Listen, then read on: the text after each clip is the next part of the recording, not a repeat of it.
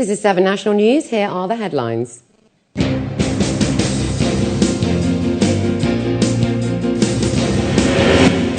Third Emirates and Gulf Volunteer Conference to commence.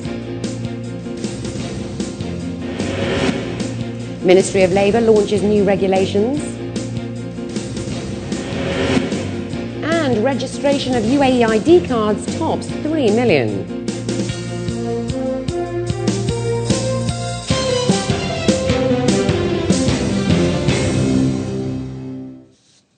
And in our top story, under the patronage of Her Highness Sheikha Fatima bint Mubarak, chairwoman of the General Women's Union and of the Family Development Foundation, and on the initiative of His Highness Sheikh Hamdan bin Zayed Al Nahyan, the ruler's representative in the Western region and chairman of the UAE Red Crescent Authority, the Third Emirates and Gulf Volunteer Conference is due to commence tomorrow.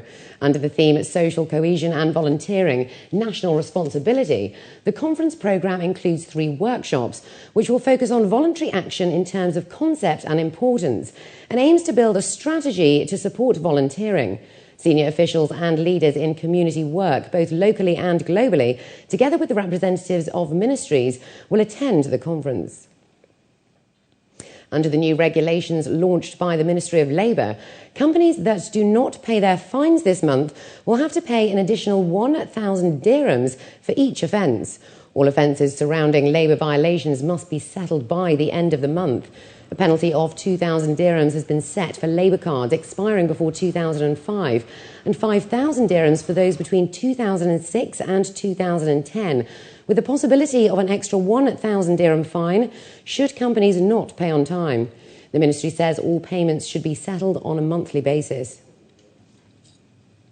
Over 3 million people in the UAE have registered for a national ID card.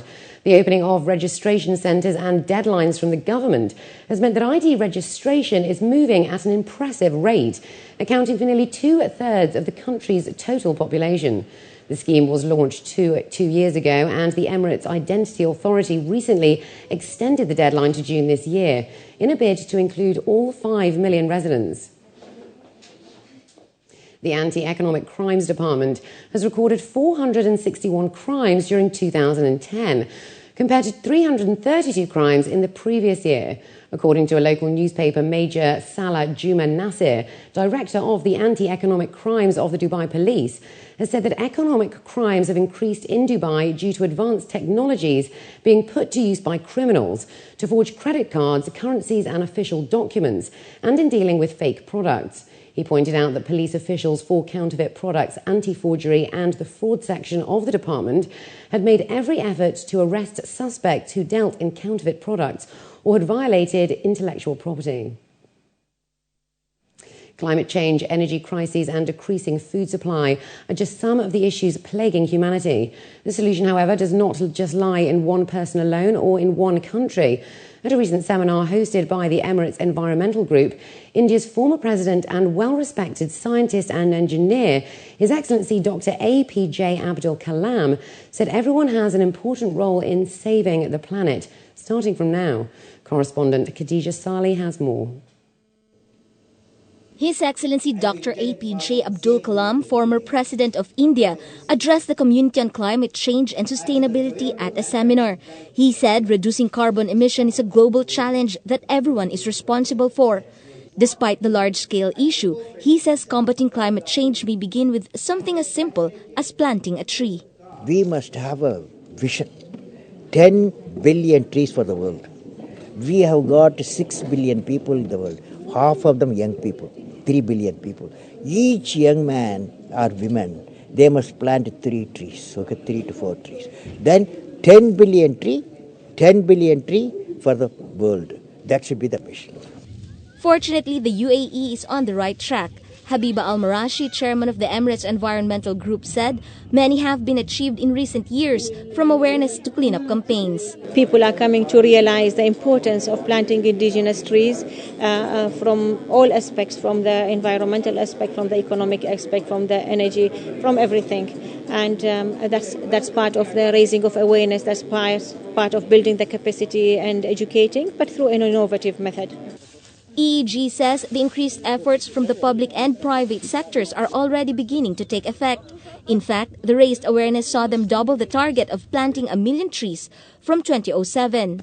We succeeded in planting 2,090,840 trees, and I'm very proud of that, really. And it would not have been possible without the commitment of the people, the good people in the UAE. We are able and we are succeeding in increasing the green patch in the UAE, but a sustainable green patch.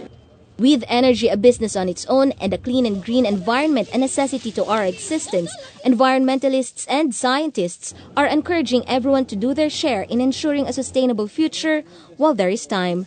Khadija Sali, 7 National News. 332 million passengers in 2010 utilised the various public transport modes in Dubai, a vast increase from the previous year.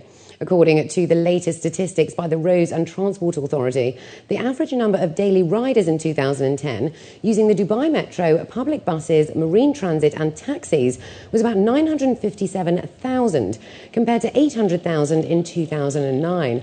Mata Altea, chairman of the board and executive director of the RTA, has said that these figures are likely to increase with the completion of the remaining metro stations on the Red Line and the operation of the Green Line, which will be completed on schedule in August of this year.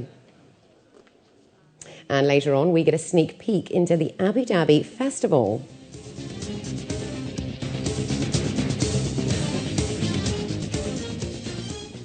But up next, Linda Berenger has today's business news.